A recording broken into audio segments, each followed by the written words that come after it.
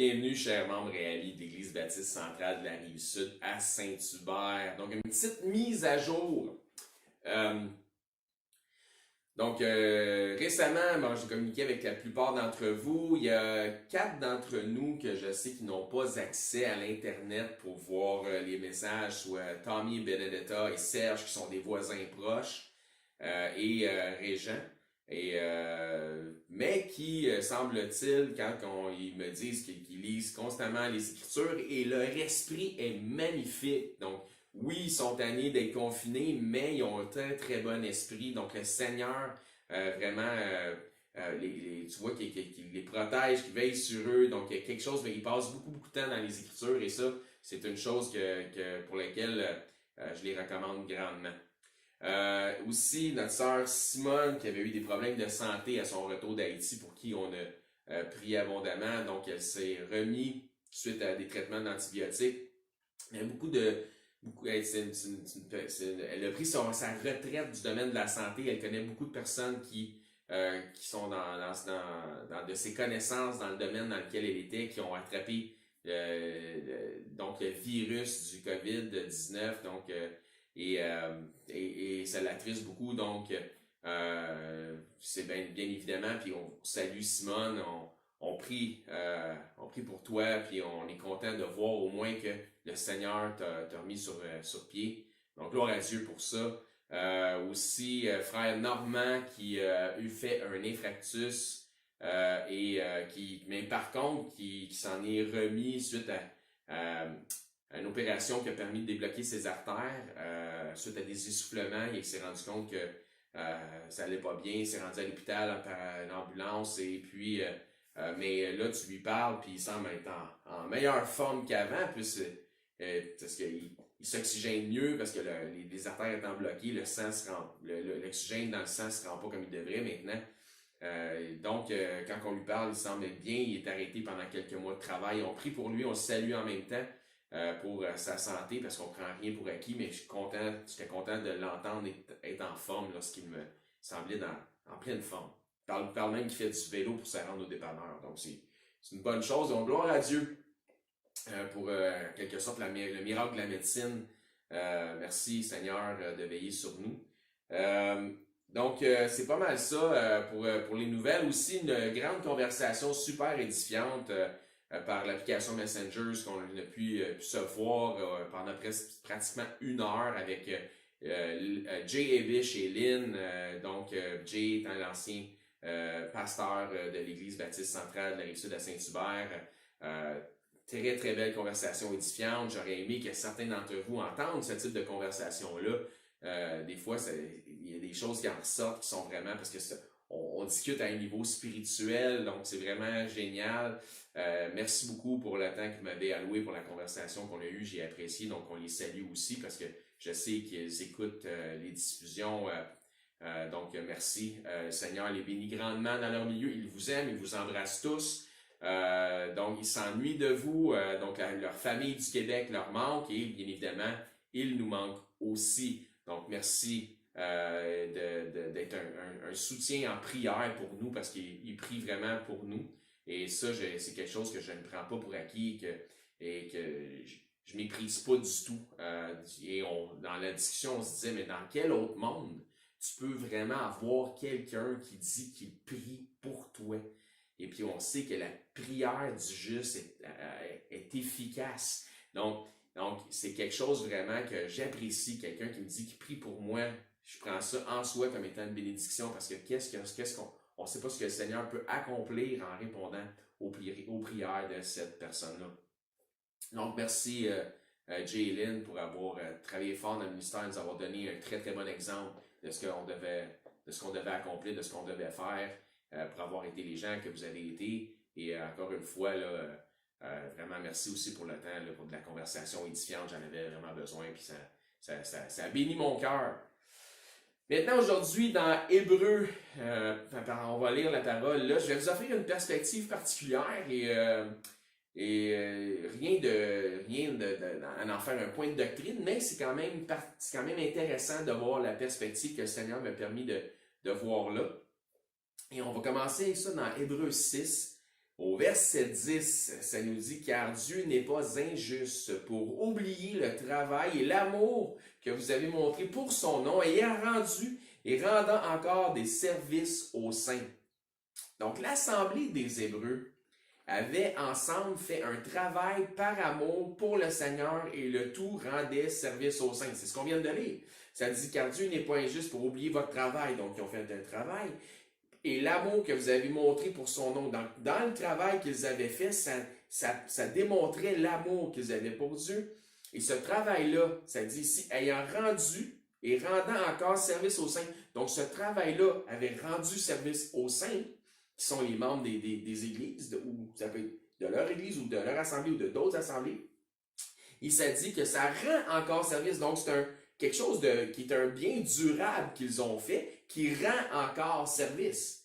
Donc, on parle d'un travail qui a rendu service et qui continue à rendre service aux saints. Donc, on peut facilement imaginer qu'il s'agissait peut-être de transcription de manuscrits bibliques, parce qu'il y avait probablement, on sait qu'il y avait d'anciens lévites, est-ce qu'il y avait d'anciens sacrificateurs, est-ce qu'il y avait d'anciens pharisiens, scribes probablement, est-ce qu'il y avait d'anciens sadducéens, ça je ne pourrais pas vous dire, qui étaient parmi eux, mais c'était des gens qui avaient une connaissance de la doctrine ou du sacerdoce, donc ces choses-là. Donc, on peut facilement imaginer qu'il s'agissait de manuscrits, de choses transcrites qui pouvaient, parce que si tu vas dans les églises des gentils ou des nations, mais ces gens-là n'étaient pas accoutumés au sacerdoce ou ces choses-là n'avaient pas les écrits. Aujourd'hui, on a ça ici qui est la Bible qui fait toute la différence. Mais dans ces temps-là, d'avoir quelques manuscrits bien transcrits, ça valait son pesant d'or. Donc, nous ne savons pas de quoi il s'agit avec assurance, mais on peut facilement imaginer qu'il s'agissait probablement de manuscrits. Mais une chose qui est certaine, c'est que ce qu'ils ont fait, ça rendait des services aux saints. Donc, de par leurs œuvres, par amour pour le nom du Seigneur, ceux-ci ont propagé des actions liées à leur amour envers les frères et les sœurs en Christ. Donc, l'amour que nous avons envers le Seigneur devrait se refléter chez les frères et pour les frères, et l'amour que l'on se démontre les uns envers les autres devrait être une évidence de notre amour pour le Seigneur. Hébreux 6.10 « Car Dieu n'est pas injuste pour oublier votre travail et l'amour que vous avez montré pour son nom, ayant rendu et rendant encore des services aux saints. » Ça nous parle ici d'avoir accompli un travail, quelque chose de durable, puis ils ne l'ont pas fait pour un profit, ce n'était pas le but, mais ils l'ont fait par amour envers Dieu. Ce travail qu'ils ont fait semble servir les saints, et je crois, selon les indices bibliques, qu'il s'agit d'une œuvre qui aide aux besoins spirituels. C'est pourquoi je parle peut-être de manuscrits ou des choses comme ça, mais qui aide aux besoins spirituels des saints, mais aussi des saints des autres assemblées, principalement des assemblées des gentils, des païens qui ont été convertis. C'est pourquoi je crois qu'il pouvait s'agir de manuscrits, d'enseignements, voire même de rouleaux de l'Ancien Testament, ou des chroniques peut-être du passage ou de ce que Jésus a fait dans son ministère. Mais chose certaine, il y avait quelque chose de durable que ces gens-là avaient fait, qui aidait définitivement au développement spirituel des autres églises. Puis voici donc ce qui nous met la puce à l'oreille. Puis je vous demanderai là, d'essayer de me suivre lorsque je parle d'indices bibliques, puis de me supporter dans ce que je vais dire. Donc suivez-moi. Parce que ça nous dit, Paul dit dans Romains 15, 25, ça dit « Présentement, je vais à Jérusalem », donc vers l'Église des Hébreux, pour le service des saints, car la Macédoine et l'Achaïe ont bien voulu s'imposer une contribution en faveur des pauvres parmi les saints de Jérusalem. Donc, ils ont pris une contribution pour les saints de Jérusalem. Donc, Paul s'en va vers ceux de Jérusalem, vers les Hébreux, pour supporter les pauvres. Elles l'ont bien voulu, qui ça? Les églises de la Macédoine, de l'Achaïe. Et elles le leur devaient, c'était un dû en quelque sorte, car si les païens, les gentils, les païens, les nations, les Grecs, ont eu part à leur avantage spirituel, ils doivent aussi les assister dans les choses temporelles, donc les besoins de base pour la survie. Donc, plusieurs vont lire ce passage-là, puis ils vont dire, ben, si ils leur devaient, parce que s'ils ont eu part à leurs avantages spirituels, ils doivent avoir part à leurs avantages temporels. Puis des gens vont lire ce passage-là, puis ils vont seulement croire que lorsque Paul parle d'avantages spirituels versus avantages temporels, il parle seulement du fait que qu'ils sont juifs, puis parce que Jésus, comme Jésus le dit, ben, le salut vient des juifs, ben, donc ils ont accès à leur avantage spirituel. Si c'était vrai, puis encore ça fait partie de la perspective, si c'était ça que Paul voulait dire, ça n'aurait pas été une contribution parmi les pauvres, parmi les saints de Jérusalem, mais ça aurait été pour les pauvres de Jérusalem en général. Donc parce que, bon, ben, sont juifs, parce que vu qu'ils sont juifs, ben, le salut vient des juifs, ben, donc c'est une contribution pour les pauvres de Jérusalem. Non, c'est pour les pauvres parmi les saints à Jérusalem. Donc, ils ont reçu un don spirituel qui vient des saints de Jérusalem, non pas des juifs en général. Vous suivez? Paul lui-même ne découlait pas directement de l'église de Jérusalem, mais il a été converti à Damas, loin de Jérusalem, aux frontières du Liban puis de la Syrie. Donc, ce que je veux dire, c'est que de toute évidence, les Hébreux de conversion chrétienne, donc les Juifs messianiques, on peut dire ça comme ça, avaient participé à une œuvre qui était à l'avantage des autres croyants, et cela ne représentait pas seulement l'avantage d'avoir été juif et d'avoir cru, mais le tout impliquait un travail. Donc, c'est parce que tu es juif de naissance, tu n'as pas travaillé fort pour ça. Là. Donc, mais ça impliquait un travail qui servait à l'édification des saints. Encore une fois, lorsque je parle de manuscrits ou autres, ce n'est pas une certitude, ce n'est pas non plus une doctrine que j'élabore ici ou dont je fais la propagande, ça n'a rien à voir, mais ça fait quand même beaucoup de sens et donc ce que je vous offre, c'est une perspective potentielle. Donc, il y a un lien de contexte entre Romains 15-25 et Hébreux 6-10, puis je vais les relire les deux passages, puis écoutez bien. Ça dit dans Romains 15-25, « Présentement, je vais à Jérusalem pour le service des saints. » Dans Hébreux 6-10, ça dit « Car Dieu n'est pas injuste pour oublier votre travail par l'amour que vous avez montré pour son nom et ayant rendu et rendant encore des services aux saints. » Oui, service aux saints revient dans Romains 15-25. Service aux saints revient dans Hébreux 6-10.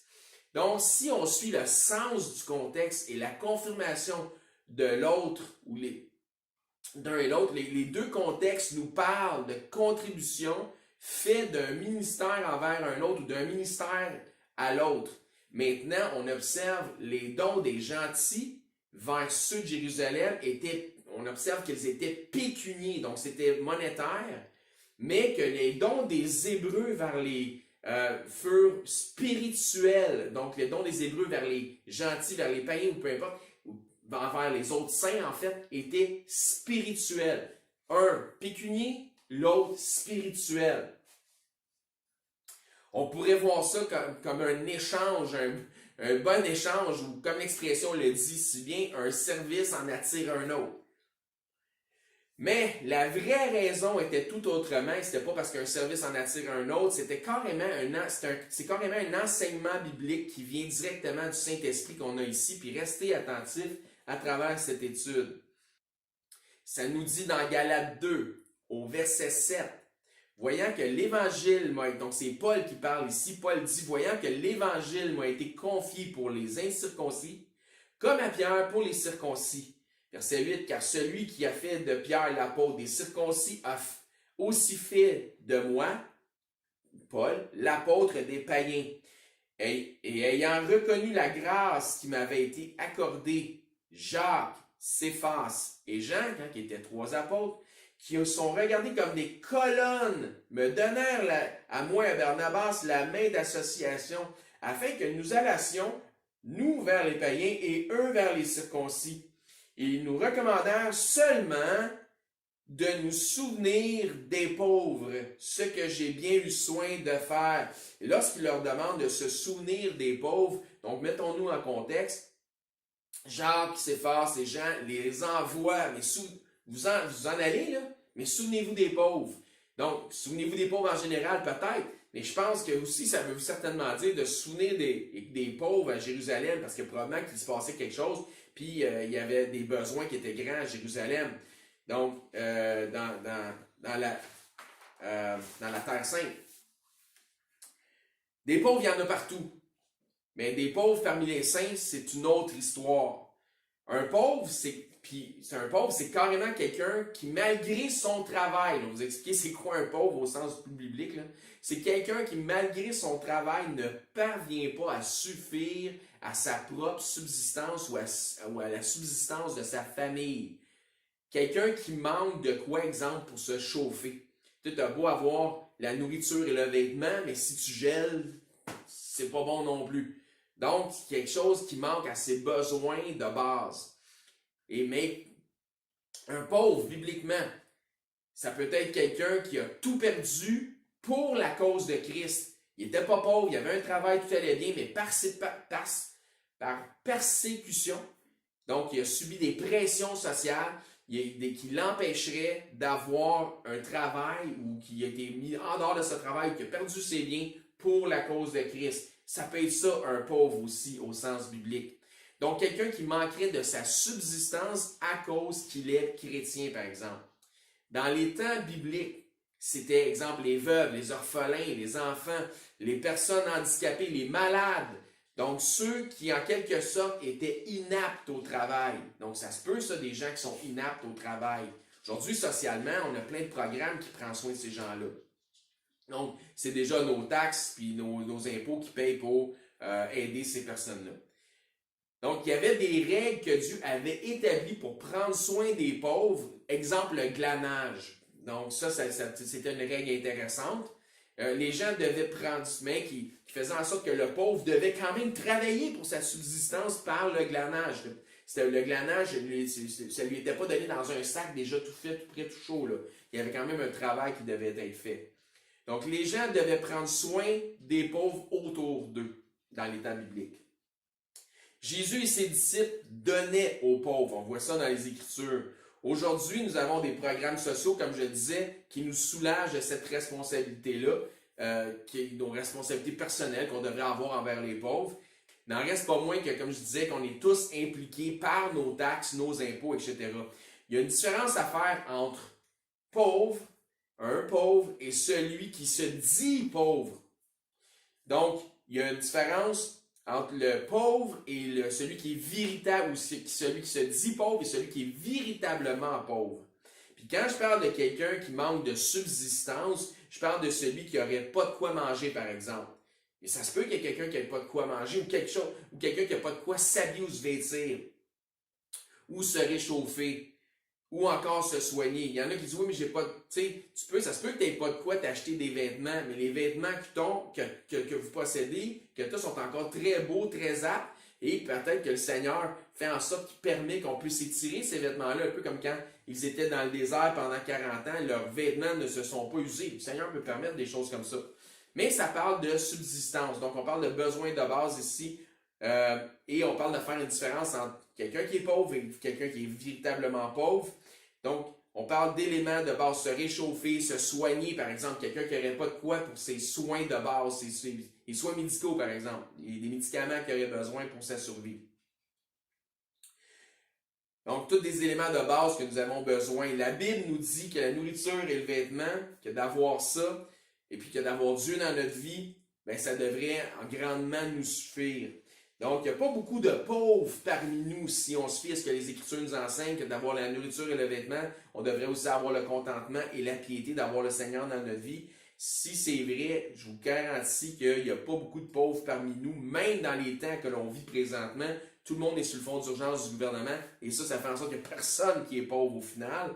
Donc, on est déjà plus riche qu'à 80% des gens avec qui on partage cette planète, et je le répète, ça peut être une réalité que vous devez absorber. Attention, je ne dis pas qu'il n'y a pas que ça se peut pas ou que ça arrivera jamais qu'il y ait des pauvres parmi nous, parce que oui, ça peut arriver. Mais encore, il y a une différence à faire entre quelqu'un qui subit, exemple, un défi financier dans sa vie, un challenge financier que Dieu permet parce que peut-être qu'il essaie d'attirer son attention, puis quelqu'un qui est réellement pauvre. Puis j'en profite au passage, je reprends la balle au bon, je dirais, pour vous passer un petit message. Si jamais vous manquez de quoi que ce soit pour votre subsistance et que vous êtes incapable, exemple, de payer vos soins ou temporairement ou qui serait quelque chose de vital ou que vous n'avez plus rien dans le frigo ou encore que votre frigo ne fonctionne plus mais que vous n'avez pas les moyens de vous en acheter un autre, bien, s'il vous plaît, de grâce, ne gardez pas ça pour vous. Et soyez suffisamment humble pour nous le laisser savoir et ensemble, on essaiera de trouver des solutions pour vous venir en aide. Pour ce qui est de quelqu'un qui est apte au travail, mais qui choisirait de ne pas travailler, Paul nous dit que ce type de personnes-là, que ces gens-là vivent dans le désordre. Et on voit ça dans 2 Thessaloniciens 3, au verset 8. Ça commence là, ça nous dit « Nous avons mangé gratuitement le pain de personne, mais dans le travail et dans la peine, nous avons été nuit et jour à l'œuvre pour être à charge à aucun de vous. Ce n'est pas que nous n'en usions le droit, mais nous avons voulu vous donner en nous-mêmes un modèle à imiter. » Donc, c'est un peu comme le dernier message que j'avais prêché pour mercredi passé. J'avais parlé d'imiter ma foi. Donc, c'est un petit peu ce que Paul dit ici. Car lorsque nous étions chez vous, au verset 10, nous vous disions expressément, si quelqu'un ne veut pas travailler, qu'il ne mange pas non plus. Verset 11, nous apprenons cependant qu'il y a parmi vous quelques-uns qui vivent dans le désordre. Pourquoi? Parce qu'ils ne veulent pas travailler et qu'ils ne travaillent pas, mais s'occupent de futilité. Ils font un choix de ne pas travailler. Nous invitons ces gens-là et nous les exhortons par le Seigneur Jésus-Christ à manger leur propre pain et en travaillant paisiblement. Donc, d'arrêter de manger le pain des autres et de manger leur propre pain. En travaillant paisiblement. Pas obligé d'être la grande carrière, seulement un travail qui va mettre du pain sur la table. Paul, donc, veiller à leurs besoins par au minimum l'œuvre de leurs mains, l'œuvre de leur labeur. Donc, Paul dit qu'il aurait pu avoir le droit de ne pas travailler d'un travail séculier, mais de vivre que de l'Évangile en récoltant les dons des saints, soit vêtements, nourriture et moyens financiers.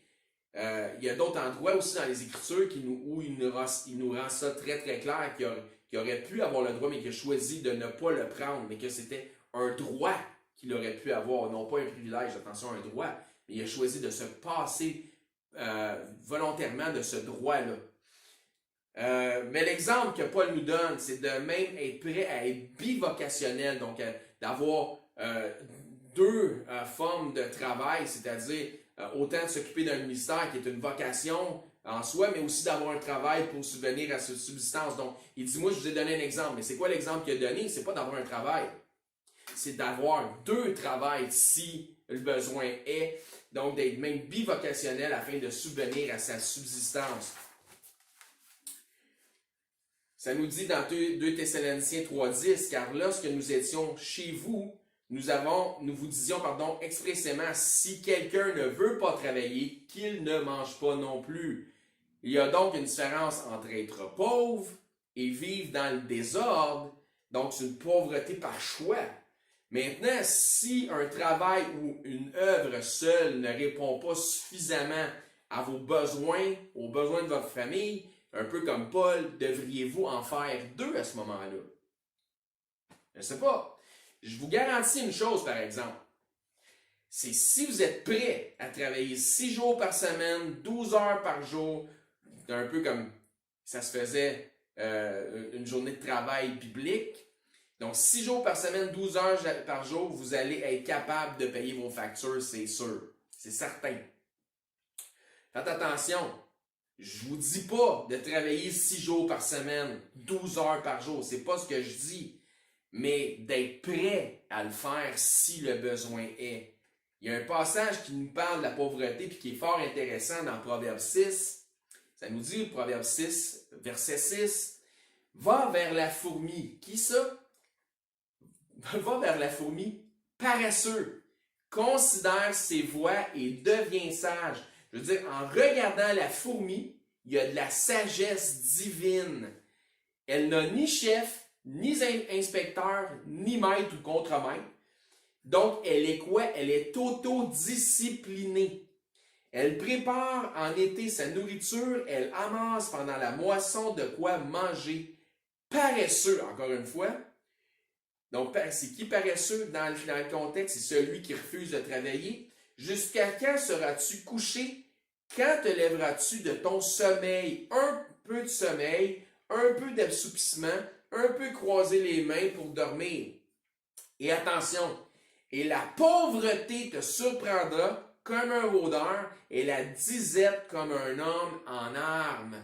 Donc, ça va te faire avoir, à un certain moment donné, par ce manque de discipline personnelle-là, par ce manque de sagesse-là, par ce choix d'être paresseux-là, tu vas te ramasser que tu n'auras plus un sou. Et tu vas devenir pauvre, mais non pas un pauvre, comme ça le dit dans les Écritures, quelqu'un qui peut pas, qui travaille, mais qui manque de subsistance malgré son travail, ou quelqu'un qui a tout perdu à cause de la cause de Christ, qui est momentanément pauvre, ou quelqu'un qui est inapte au travail. C'est pas ça que ça nous dit. Ici, ça dit d'être pauvre. Ça parle d'exemple. Donc, certains parviennent ou deviennent pauvres par leur propre action, ou plutôt, je devrais dire, par leur propre inaction. Parce que le fait de ne pas travailler, c'est une inaction. On appelle ça être pauvre par choix. Proverbe 13,4. L'âme du paresseux a des désirs qu'il ne peut satisfaire. Il fait pitié, hein? Mais l'âme des hommes diligents sera rassasiée. Être diligent mène à l'abondance. La définition du mot diligent, c'est qui agit avec rapidité, efficacité, zèle, empressement dans l'exécution de quelque chose. C'est donc synonyme, appliqué, zélé, actif, assidu. Donc quelqu'un qui est bien ordonné dans son travail. Proverbe 10,4, ça nous dit là, celui qui agit d'une main lâche s'appauvrit. Mais la main des diligents, elle enrichit. Encore une fois, diligent, efficace, empressement à l'exécution, un zèle. Donc, la diligence, selon le Seigneur, ce que le Seigneur l'entend, peut faire toute la différence dans vos finances. N'en demeure pas moins que nous avons une responsabilité, selon les Écritures, de prendre soin des pauvres qui sont parmi nous, mais aussi, si faire se peut, parmi ceux qui sont de la famille des saints en général, possiblement dans d'autres ministères, dans d'autres assemblées, dans d'autres églises. Dans 2 Corinthiens 8, verset 13, ça dit « Car il s'agit non de vous exposer à la détresse pour soulager les autres. » C'est-à-dire, pas faire en sorte que tu n'as plus rien parce que tu veux nourrir quelqu'un d'autre, c'est pas ça qu'il dit, mais de suivre une règle d'égalité dans la circonstance présente. Donc, il parle ici dans la circonstance présente, votre superflu pourvoira à leurs besoins. Il dit peut-être pas pour tout le temps, mais là, il se passe une circonstance où ces gens-là ont un besoin. Donc, si vous avez un superflu, aidez vos frères et sœurs en Christ qui ont des besoins. Et ça pourvoira à leurs besoins. Ça veut dire quoi? Pas à leur désir de luxe superflu et inutile et non, à leurs besoins. Nourriture, vêtements, soins, pouvoir rester au chaud. Donc, c'est à leurs besoins de base. Verset 14. Afin que leur superflu pourvoie pareillement au vôtre, en sorte qu'il y ait égalité. Ça dit ensuite, selon qu'il est écrit, celui qui avait ramassé beaucoup n'avait rien de trop, et celui qui avait ramassé peu n'en manquait pas. Ce passage fait référence au peuple dans le désert, qui devait ramasser la manne pour leur subsistance. Exemple dans Exode 16, 18. On mesurait ensuite avec l'homère celui qui avait ramassé plus n'avait rien de trop, et celui qui avait ramassé moins n'en manquait pas. Chacun ramassait ce qu'il fallait pour sa nourriture. Donc, c'est une question, ici, ça nous dit d'égalité, et car ce que Dieu nous donne, ben, ça vient de lui de toute façon. Donc, ce qu'on a, c'est Dieu qui nous le donne. Donc, ce qu'on peut donner, ça vient de lui de toute façon. Donc, tout est à Dieu de toute façon, même les choses que nous, on possède. Attention, ici, ça parle d'égalité et non pas d'équité. Les gens des fois, font aujourd'hui, il y a une philosophie de ce monde qui ne font pas de différence entre ce qui est équité ou égalité ou ces choses-là. Donc, ça ne fait pas référence à tout. Ça ne parle pas ici d'un système communiste qui est en fait en soi une doctrine, une philosophie mondaine. Hein, c'est ce que c'est que le système communiste. En fait, c'est un système du monde, donc mammonique ou mammoniste. Et c'est parce que, en fait, c'est une idéologie. Et on n'a pas besoin, nous autres, d'être soumis à des philosophies mondaines ou d'embarquer dans ces jeux-là, mais on a besoin de se fier à ce que Christ nous enseigne. C'est tout simplement ça. Donc, c'est pas que tout le monde doit avoir le même type de logement. C'est pas que tout le monde doit avoir le même type de voiture. C'est pas que tout le monde doit avoir la même bagnole. Mais il faut que chacun trouve part pour sa subsistance, pour ses besoins de base. Ça, c'est très important. Donc, si ton frère à côté de toi n'a pas de quoi manger à sa faim, ou n'a pas de quoi se vêtir, ou n'a pas de quoi se chauffer, mais toi, non seulement tu peux manger au-delà de ta faim, puis te vêtir, puis te chauffer, mais il t'en reste encore en plus, puis pour te gâter, puis l'autre, il est dans le besoin, mais c'est une question de faire du bon sens, parce que c'est un enfant de Dieu là, qui est à côté de toi, puis qui souffre. Donc, Dieu nous mentionne de ne pas s'inquiéter pour les choses temporelles, mais d'avoir notre esprit fixé sur les choses d'en haut. Puis c'est un peu ce que ça nous dit ici dans Hébreu, puis c'est un peu ce que les Hébreux avaient fait quand ça nous dit dans Hébreu 6.10, qui est notre texte d'ouverture. Car Dieu n'est pas injuste pour oublier votre travail et l'amour que vous avez montré pour son nom. Donc vous avez mis vous avez focalisé sur les choses d'en haut et non pas sur les choses temporelles. Puis grâce à ça, ben d'une façon ou de l'autre, ce qu'on peut voir, c'est que ça crée provision pour leurs besoins temporels. Donc ces gens-là avaient accompli un travail qui témoignait de leur amour pour Dieu. Et le Seigneur nous dit qu'en tout travail, il y a un profit. Et vous trouvez la référence dans Proverbe 14, 23. En tout travail, il y a un profit. Donc, leur travail leur a éventuellement été profitable ou favorable, mais en son temps. Dans Ecclésiaste, ça nous dit qu'il y a une saison pour chaque chose, et qu'il y a une saison pour semer, puis il y a une saison pour récolter. Et vous allez trouver ça dans Ecclésiaste 3. Dieu nous dit qu'il prendra soin de notre subsistance. Voyons dans 1 Roi 17, au verset 1. Élie, le Tishbite, l'un des habitants de Galaad, dit à Achab, « L'Éternel est vivant. » Donc on sait qu'Élie, c'est un homme de Dieu puissant. « L'Éternel est vivant, le Dieu d'Israël, dont je suis le serviteur. Il n'y aura cette année ni rosée, ni pluie, sinon par ma parole. » Et la parole de l'Éternel fut adressée à Élie en ces mots. « Pars d'ici, dirige-toi vers l'Orient et cache-toi près du torrent de Kérith, et qui est en face du Jourdain, et tu boiras l'eau du torrent. Et j'ai ordonné aux corbeaux de te nourrir là. » Donc Dieu va prendre soin de notre subsistance. Il partit, il fit selon la parole de l'Éternel, il alla s'établir près du torrent de Kérith, qui est en face du Jourdain. Les corbeaux lui apportaient du pain et de la viande le matin, et du pain et de la viande le soir, et il buvait de l'eau au torrent. Extraordinaire cette histoire-là. Donc, tout comme les corbeaux ont été envoyés par Dieu pour nourrir le prophète Élie, de la même façon, Dieu a promis de prendre soin de ses enfants, mais il est possible que leur subsistance doive venir d'ailleurs, comme c'était le cas pour les pauvres de Jérusalem. Leur subsistance devait venir d'ailleurs, mais ces gens-là étaient au service du Seigneur, puis Dieu a subvenu à leurs besoins par une subsistance qui venait d'ailleurs. Comme Élie était serviteur de l'Éternel, mais sa subsistance venait des corbeaux. Donc, dans cette illustration, Élie est un type des pauvres de Jérusalem. Non, je ne dis pas que Élie est un type des pauvres de Jérusalem dans la Bible, c'est selon l'illustration que j'utilise ici. Comprenez ce que je dis. Donc, selon mon illustration, je vais dire ça comme ça, Élie étant un type des pauvres de Jérusalem et les corbeaux qui apportent la subsistance étant un type des dons des saints des autres églises, des différentes églises parmi les nations envoyées vers les Hébreux pour subvenir à leurs besoins.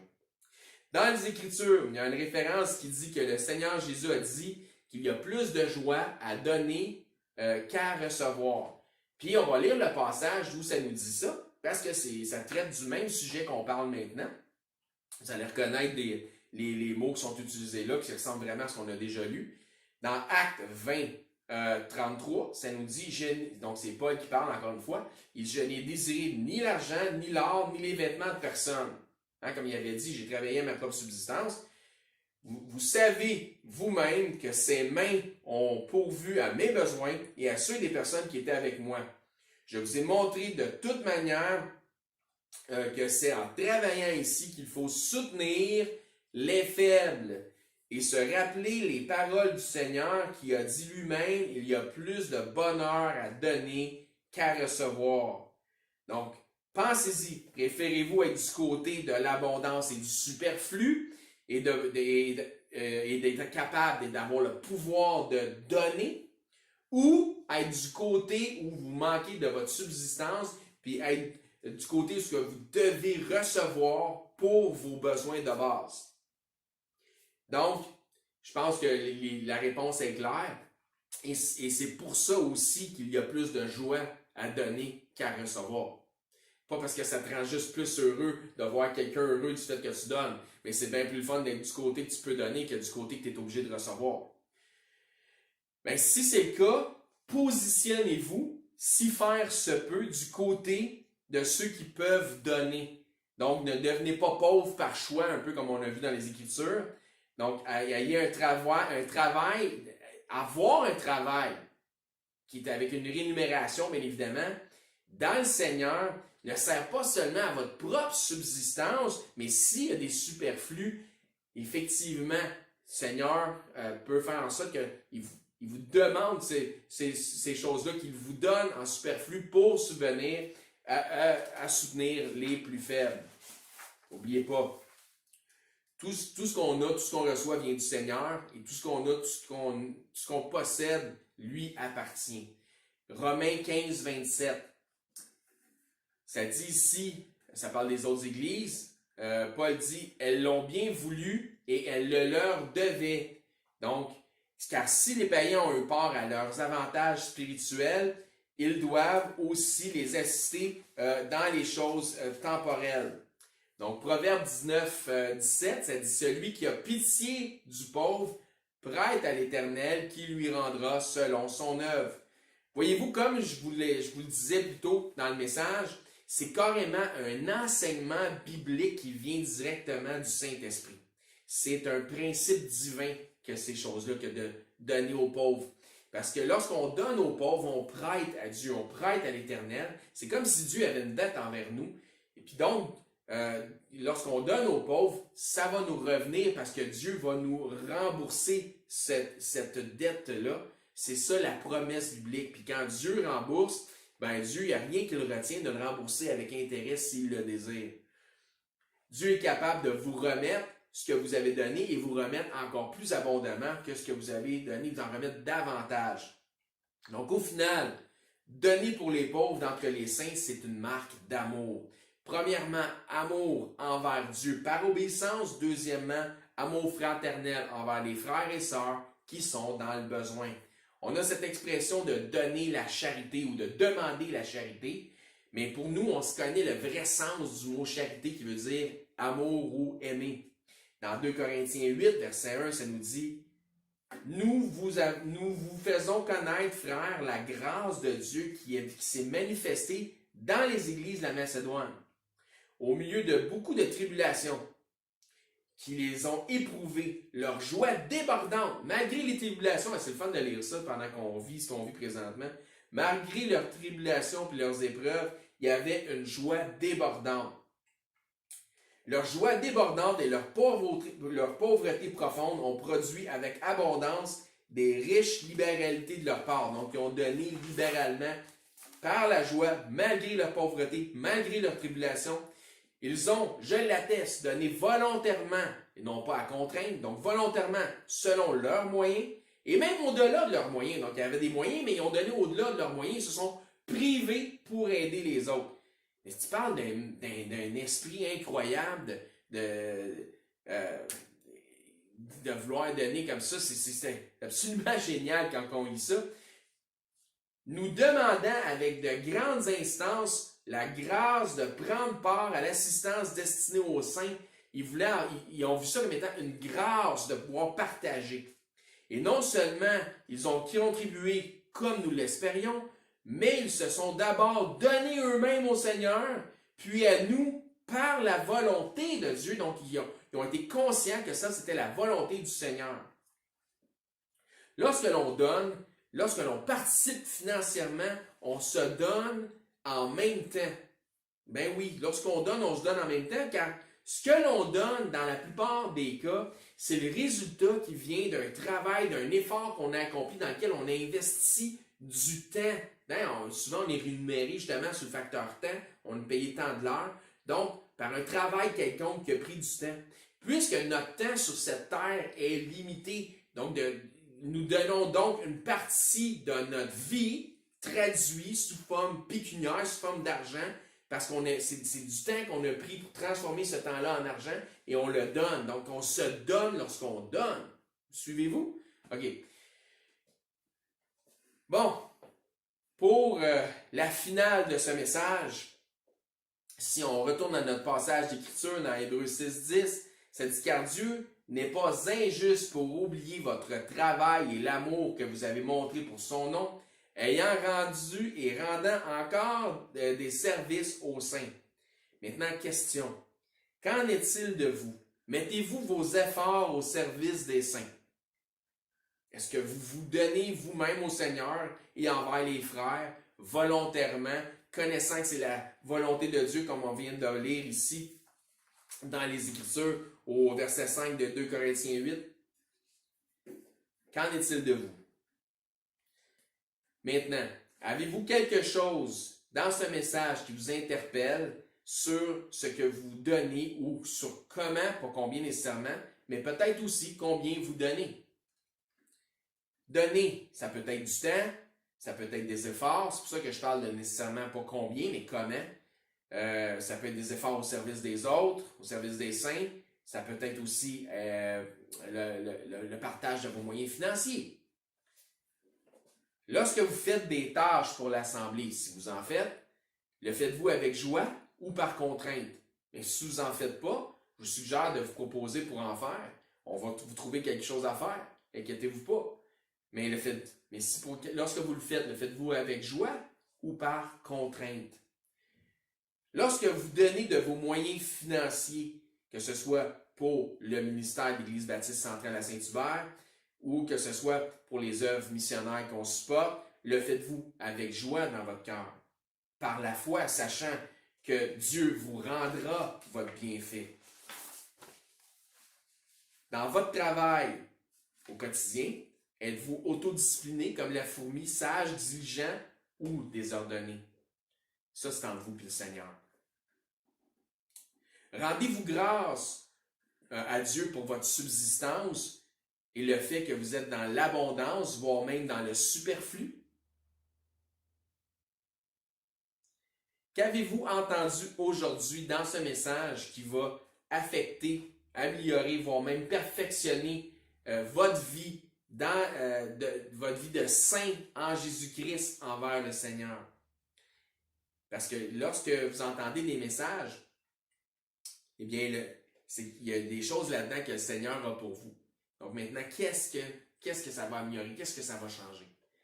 Donc sur ce, j'espère que ça a été un message qui est allé saisir votre cœur, qui va vous amener à méditer sur ce que le Seigneur avait pour vous, puis à améliorer votre vie en Christ. Donc, que ça nous parle que le Seigneur a donné, entre autres, des enseignants pour le perfectionnement des saints.